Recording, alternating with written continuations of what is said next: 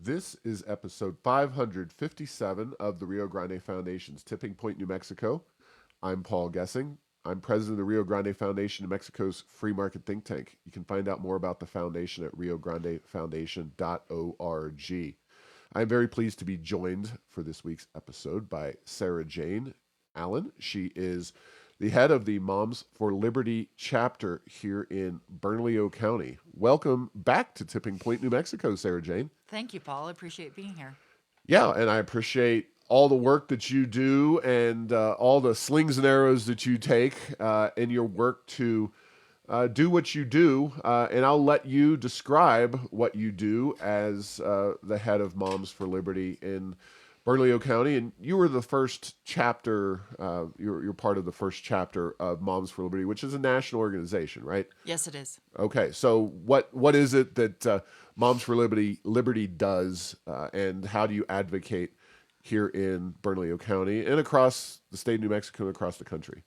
Well, I'd actually like to increase my role with you, Paul, because I just became in August the New Mexico ambassador for Moms for Liberty.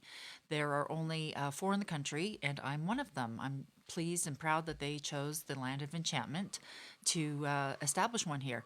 But what Moms for Liberty does, I mean, you go right to the mission. It is to empower, to educate, and unify parents to stand up for their rights at all levels of government, mainly education. Yeah. Now, it's a national organization, but you are kind of a local chapter leader. Yes. Yes. So how does that relationship work with the national? Because this is a big country. There's a lot of commonality in education policy issues and challenges that we all face, but there's also a broad array of different challenges and problems, each by their own local communities. Yes, yes, that's exactly it. So everyone makes their own choices. Every chapter is independent. And I always like to think that New Mexico is its own entity. When I go to meet with the Moms for Liberty and that when we had the summit, everyone's story is different. Everyone's experience is different, and school boards.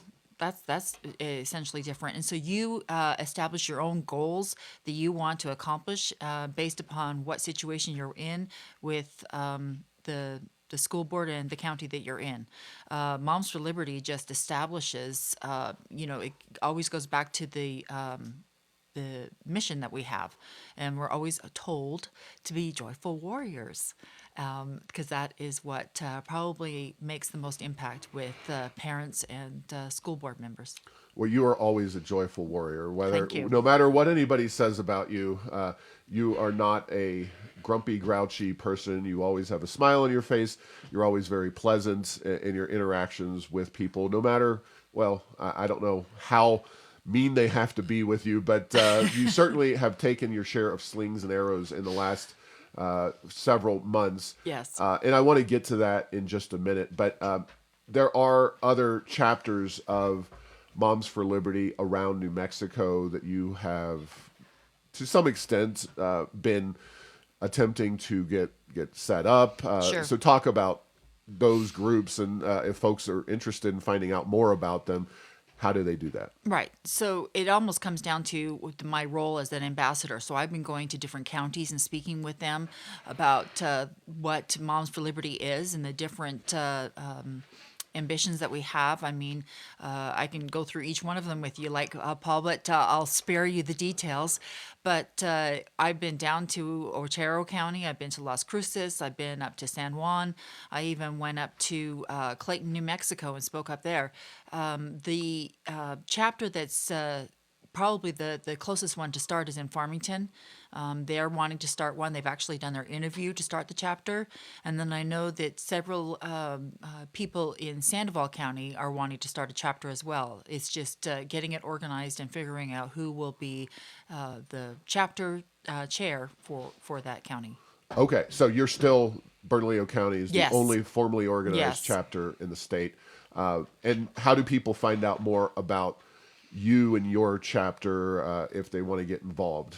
They can just go to the Moms for Liberty website, and you can find my email there and email me in a heartbeat. I'd love to. And also, you can come to our Facebook page, Moms for Liberty hyphen Bernalillo County.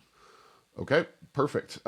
So if you would describe Moms for Liberty, especially here in Bernalillo County, how you have been involved in the public policy debates in New Mexico, and you can also, if you would, share kind of your broader vision. Are you mostly about working to hold the existing system accountable?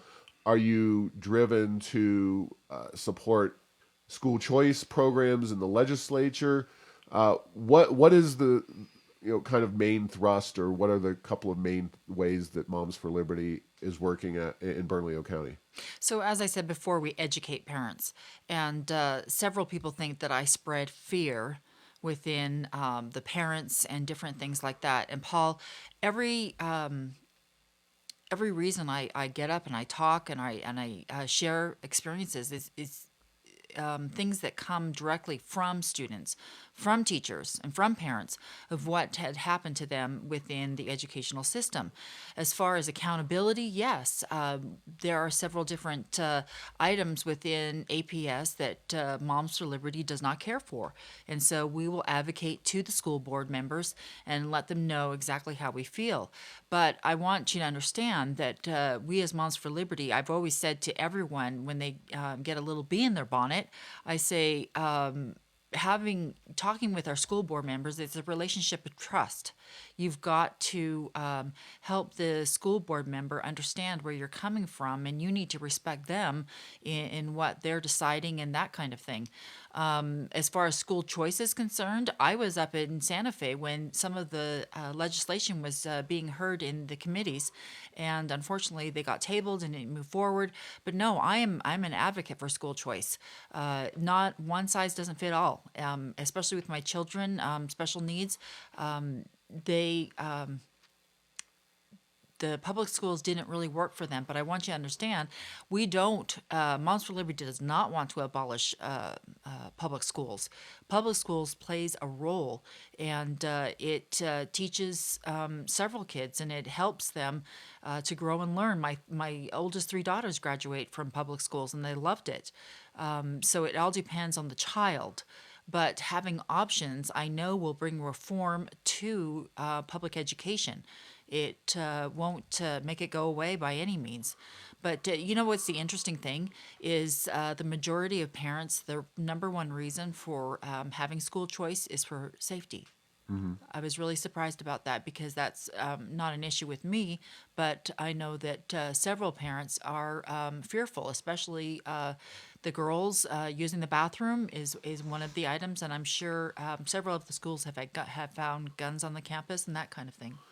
Yeah. Now, you are a parent, and that's important. Now, New Mexico is a state that is a long way from what you would call private school choice. We do have choice within New Mexico. In fact, we had a guest on talking about how New Mexico ranks on various forms of choice. And we're 35th. We're not at the very bottom. We're definitely not at the very top.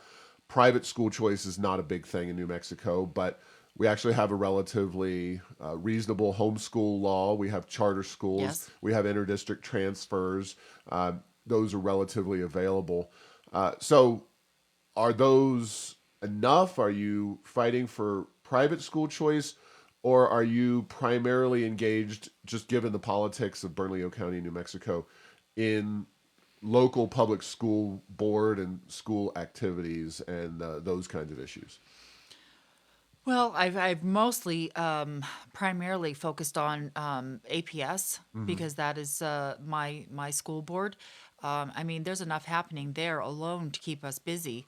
But I legislation, it was very apparent this last legislative session that parents were put on the back burner with House Bill 7 and Senate Bill 397.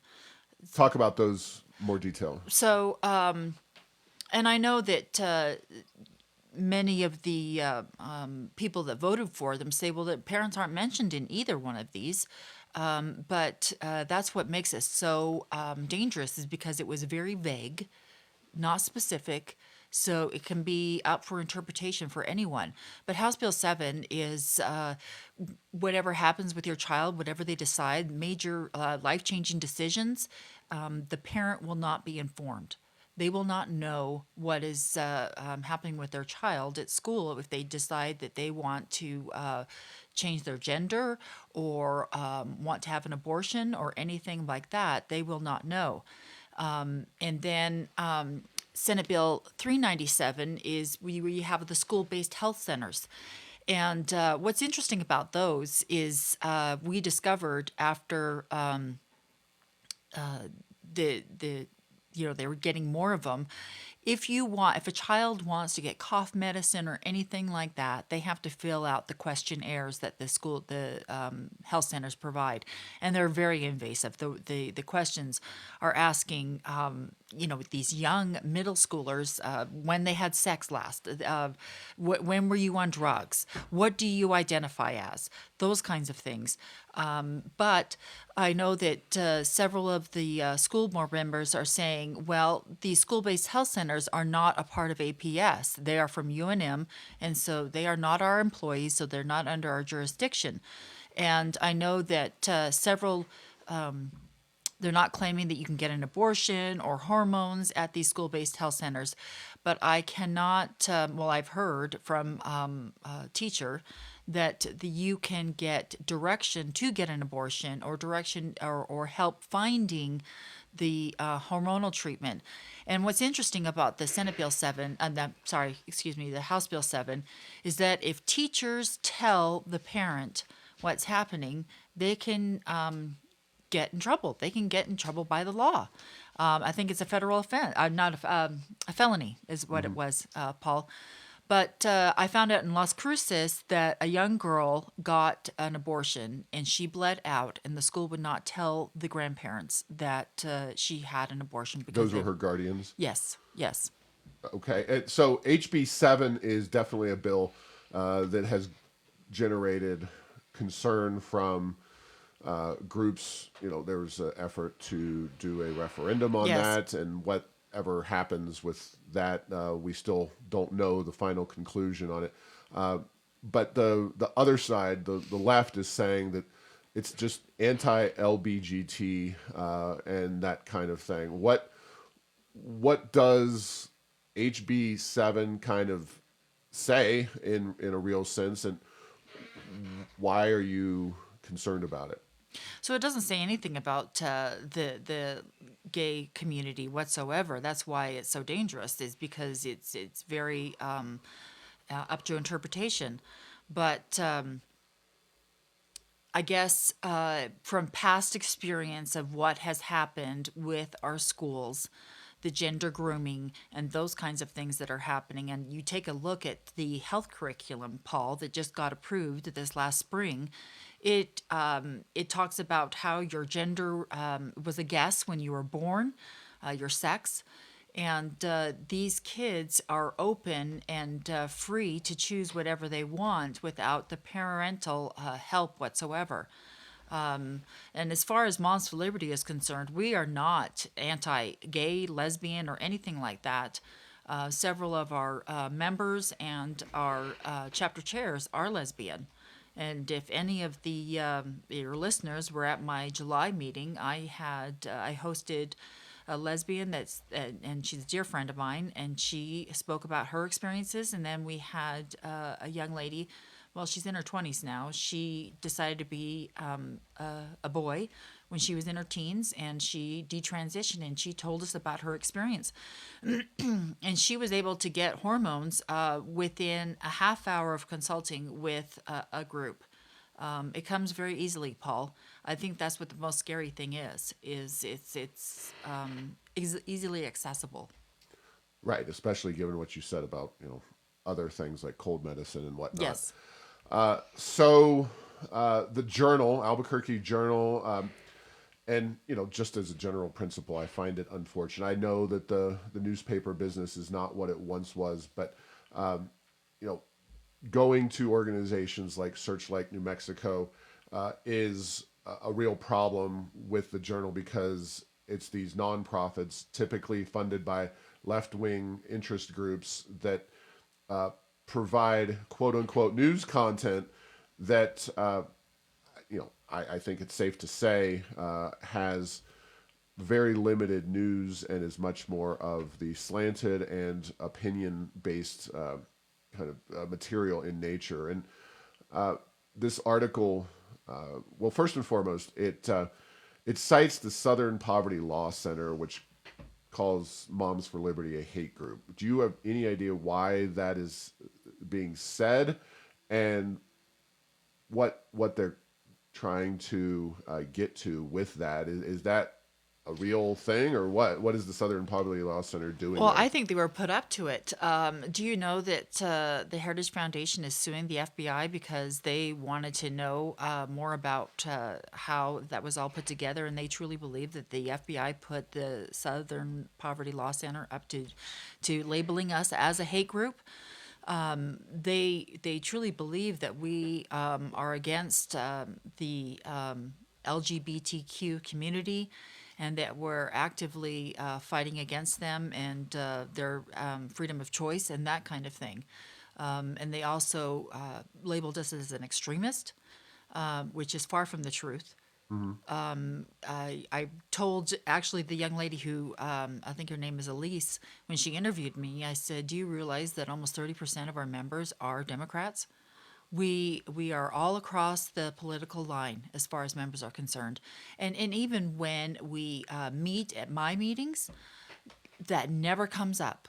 We Mm-hmm. are only just talking about our children, about the problems we're facing, and how we can advocate for our rights as parents. Yeah, and Elise Kaplan has actually been around for a long time. She was a reporter at the Journal. She's definitely quite a bit on the left, and so it makes sense that she's moved over to Searchlight. I did talk to her on background. Apparently, I didn't get anything, uh, give her anything juicy enough because I was left on the cutting room floor, which is Well, that's fine. interesting because I didn't think I did either, but Yeah. obviously that Well, the story's wasn't the kind of truth. about you, Oh so yeah. there's that. But I could tell it was there's a lot of bias in the article. But when she cited Progress Now New Mexico and called them a nonprofit that tracks and counters disinformation, Progress Now is truly an extreme left wing advocacy group. That happens to traffic heavily in disinformation and all kinds of other things. They're Soros funded, etc. Sure. I knew then that she was doing this as a hit piece, and nonetheless, it appeared on the front page of the Albuquerque Journal, which is, while I understand the desire for original and informative content, having this kind of material on the front page of the paper, not in the opinion section, certainly does not make the journal any more credible for their work. So, you did work in Albuquerque, and we worked together on uh, changing essentially language within the parental handbook to clarify some things about the way parental rights are kind of consolidated in that handbook. Nothing Yes. changed materially, but talk a little bit about that and the fact that that was a believe it or not, a controversial thing that happened at APS School Board. Yes, so that's the Parents' Rights and Responsibilities, the KB1 policy, and that passed in December, and that was something that we as Moms for Liberty really advocated for. And I really sincerely appreciate Courtney Jackson for spearheading that whole policy. But what I love about that policy, and I think what gave it the biggest roadblock with I guess you could say the union was against it, and also the LGBTQ community, is that what is discussed in the counseling office needed to be shared with the parents. And I believe, and FERPA was a part of that. What's FERPA? What does it mean? Or what is it? It basically it means that but parents can have a know It's a about. federal law, It's a right? federal law, Okay. and so you know what your standing of your child is with their education, what their grades are, how they're doing in all their different areas of education is basically what it is. And in the counseling office is a part of that. And it really helps the parents know what's happening, because a lot of what the experiences that we were hearing was from the counseling office. Like, take for example, now this counseling program started this last spring, but APS has started, the counseling department has started for middle schools, Crossroads Counseling. And so this was a major a red flag for us, because on the website it says that anything you share with these Crossroads counselors will be kept confidential unless you want us to know, everyone else to know about it, and only if you're in danger. And I'm assuming that's suicidal thoughts, but also from that's up to interpretation. Mhm. If your child's getting hormones, that's danger, from a parent's point of view. And then also, only if it's court ordered will we share what's happening or discussing with your child. And that to me, and we reached out to the school board, didn't hear anything back on that, but it's something of concern for us. Yeah. So the APS board adopted this ordinance, or I don't know what they call it. Not a law. It's It's a policy. policy in which they consolidated and put all of this information in one basic location to ensure that parents had the knowledge of what was going on with their kids, even Yes. though they already had that right. Right, right. And what's interesting, Paul, now that it's we're discussing this, so when House Bill 7 came up, I mean, we were immediately talking to our school board and asking, okay, so how is this affecting? Because every board is handling it different within the state that I have found, and they said because of parents' rights and responsibilities, parents will know exactly what's happening and what their children are deciding at school. That being said, the Republican caucus drafted up a letter that parents could sign and send into the school. And the board, Courtney, encouraged parents to do that. And so they signed the letter that basically said parental notification. We need to know everything that's happening with our child. So they sent it in, and I heard from some teachers that the principal just put it in a file, but then another part of APS mailed out a letter basically saying that is not a legal document. We will not follow that, and we will follow exactly what was passed in Santa Fe with House Bill 7. So, and this is where I get the trophy of fear. Sarah Jane, you're spreading fear, but I'm just relaying exactly what has happened, and so my only advice to parents is stay in tune with the teachers of your children, and talk with your children every day when they come home, because the system, and many people say I'm against teachers, Paul. I'm not against teachers. It's the system. Our system needs some fixing, and I'm really happy that our school board has got the parents, excuse me, the goals and guardrails that they are trying to put in place. And I'm hoping that will bring about some change in helping with the system that we have right now.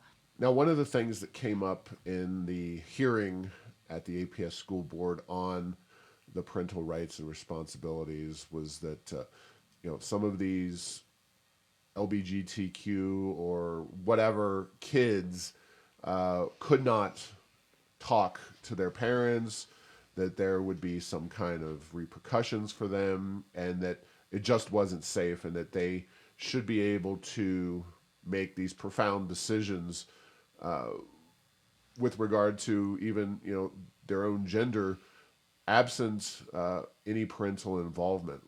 What's your approach to that whole So situation? I hear what they're saying, but I'll say exactly. So I spoke with Courtney regarding this, and Courtney said then the system needs to know that you aren't confident with your parental child relationship. There's an issue here, and you need to get some help.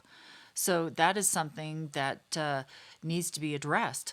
But I'll also say what another person on the school board said, Crystal Tapia Romero. She said a parent needs to be a part of this decision making process that you're doing.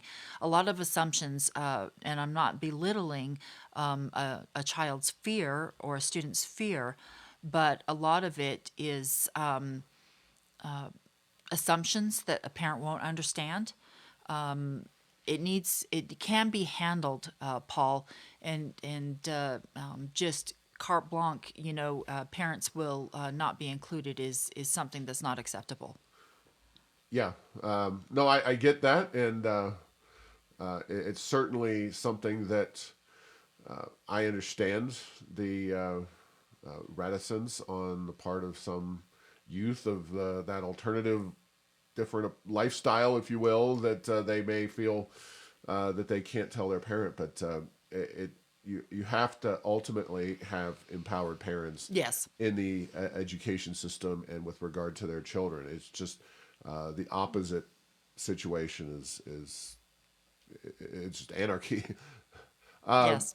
So another thing that has come up about Moms for Liberty, and again, it's a national organization. You run a New Mexico chapter, but you have national conferences, and you've been to some of these conferences, right? Yes, Where I've was been the to last? two. Okay, because it's a relatively new Oh, group, it's very new. It started in 21. right? And probably had a lot to do with COVID, right? Yes, it did. Yeah. Yes.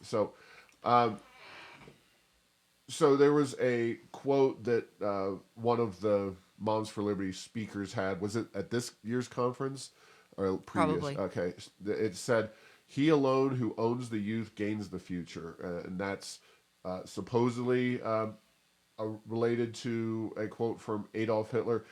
I don't know that it actually, the AP article that I'm looking at on this says that they're not sure that it's accurately quote, which is a Sure. common No, that's fine. common problem in quoting It things. was a chapter chair that put that quote in her newsletter.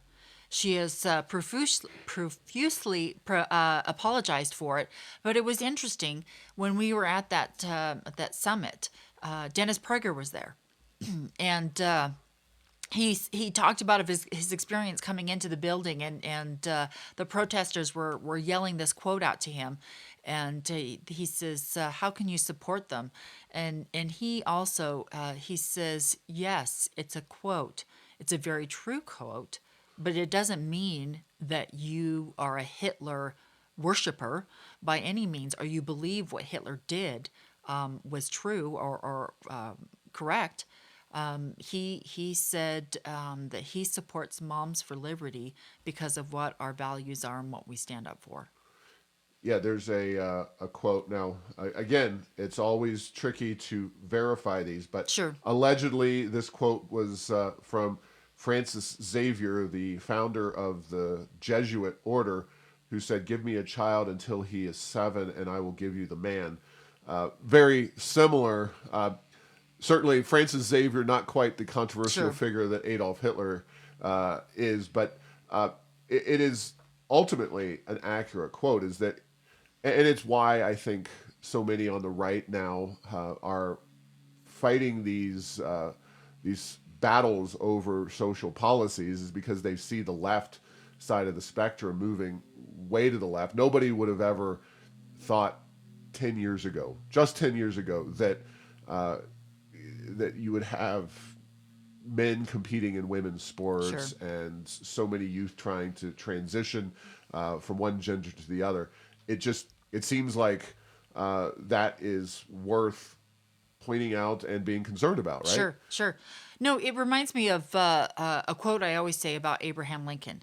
He said this. He said, "The philosophy of the classroom today will be the philosophy of the government tomorrow." And I really truly believe that he's correct, but I think it's in the opposite. The philosophy of the government today will be the philosophy of the classroom tomorrow. We are seeing exactly in our APS a result, direct result of what the governor is pushing, what the state PED is pushing on all these different counties of what they have to include in their curriculum and how they need to hold their their education. And some counties are fighting back, and others are going along with it. It's a real struggle when you have two different state being one way and a county being another. So Yeah, and I'll just say that I looked up "Let a Thousand Flowers Bloom" is not the accurate quote. "Let a hundred flowers blossom" is the accurate quote of Chairman Mao, another mass murderer just sure, like Hitler. But if you say that quote, which I think if I were to use it, it would be, let people come up with their own sure, thoughts and opinions. I don't know where Mao was saying that because he's not a come up with your own thoughts and opinions kind of person. But not the at all. point is that the education system can have massive impacts on our children and molding their mindset for the future. And there's a reason that this is such a political battlefield nowadays because, you know, 50 years ago, let's say, there was, right or wrong, certainly a mindset in the education system that immigrants and other young people were to be molded into the American mindset, and we're all supposed to celebrate the flag and everything about the United States. And maybe there were some times where they didn't necessarily honestly assess the bad things that the United States had done, but at least it was a pro-American mindset. Now it seems like it's the exact opposite. Would you agree with? Very much so. Our children are thinking that we're living in an unpatriotic country, and that we're going to be in World War III anytime now. I was talking to a young girl who is over a conservative club, Turning Point at La Cueva, and she says a lot of the boys think that they're going to get drafted. Because that's the kind of stuff they're learning or being educated on in school. But How about no. climate change? Do you feel Oh, that that yes. is? It seems like we're heading into or already in a birth dearth. A lot of young people not having kids because they think the world's going to come to an end. Greta Thunberg and the whole left wing group is pushing that concept. Is that something that you see driving fear and driving the lack of interest in relationships and all this kind of stuff among young people? Yes, yes, I totally believe that, and it is being taught extremely fervently in our classrooms. I'll tell you experience of my child. He was in virtual class, and no, he was in going to school, middle school, and he came home At one an day, APS public APS school. public Okay. school, and he was getting the lesson on climate change and all that kind of stuff, and he was refuting the teacher on it, and the teacher was like, Morgan, you just need to learn this, and he says, climate change is a theory. I don't believe it, but that's my child. That's just the way he speaks his mind and what he believes. No, but yes, I believe that, Paul. Yeah, and climate change, whether it's real or not, and I obviously the climate has changed for millennia. How important man-made climate change is certainly an issue to be discussed, as is the human interaction with that climate and ability to adjust. Yes. But the fear mongering Yes. and in the media and in the education system is certainly, I Exactly. think, inappropriate. So,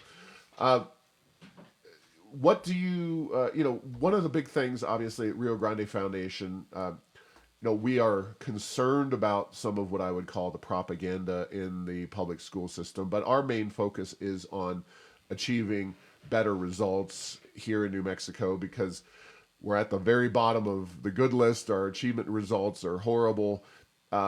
What, aside from choice, is Moms for Liberty involved in the kind of uh, driving educational outcomes aspect? Do you feel like if some of the propaganda and some of the fear mongering was gotten rid of, that things would just improve?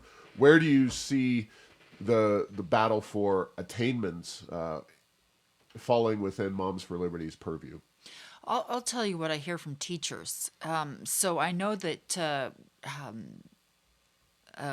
a good word or a word that's always used within education is social emotional learning. And I've heard, it's essentially taking a lot of the classroom time. I've heard teachers tell me that they spend more time doing that than actually teaching the curriculum. And we've tried to make people aware. But teachers and the school board members, 98% of them don't even understand what social emotional learning is. And it's embarking on our education and within our curriculum. Even in math, it asks at the bottom of the page, how are you feeling today? Are you depressed?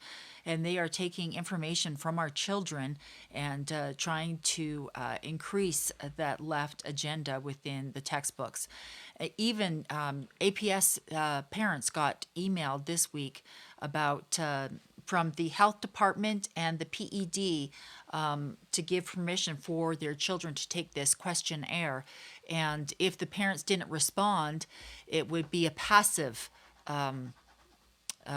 approval that their children would take it. And so, and it is survey ranks up there with the school-based health centers, asking the children what they identify as. When's the last time I had drugs? What type of sex you're doing? All of those kinds of things. Very intrusive to the children. All right. Well, any last words you'd like to share with folks? I think we've done a pretty good job of clearing up some of the misconceptions about Moms for Liberty from the Journal article and others. But what do you want to share at this time? Well, I think the biggest thing that I'm called all the time is the extremist, and I really, Paul, I'm middle of the road. I'm a parent. I'm a wife. I'm a mother, and my ambitions are wholeheartedly genuine in helping our school board and our education get better. I like what you said earlier. Education impacts everything. It's the foundation of our community. Our children are hired by the small business owners and different professionals and that kind of thing. Our children are volunteers. And if we don't educate our children so that they can achieve and get more proficient in the different reading and writing and science, then we're behind the curve as a state. And we as Moms for Liberty want to help lift that up so that we can have a better generation moving forward. But no, I'm just a mom. Well, thank you, Sarah Jane Allen. I appreciate it. And I'll offer my own editorial thought at the end here, which is that uh, in a state where the education system is dead last in the country, and in a nation where so many of the children are facing unprecedented problems, mental health issues, and all kinds of challenges that truly are unprecedented in American and world history. I will only say, quoting a verifiable quote, extremism in the defense of liberty is no vice, Barry Goldwater. So you can take that one to the bank. That is an I'll do authentic it. quote. We have that one, but I don't label you, and I certainly think you have acquitted yourself as somebody who's anything but an extremist. So thanks for all you do, Sarah Jane, and I'm sure we'll see you soon. And thanks for listening to this week's episode. Find all episodes at tippingpointnm.com or at the Rio Grande Foundation's YouTube channel. Subscribe to this show at Apple, Stitcher, or tell Google Home to play Tipping Point New Mexico.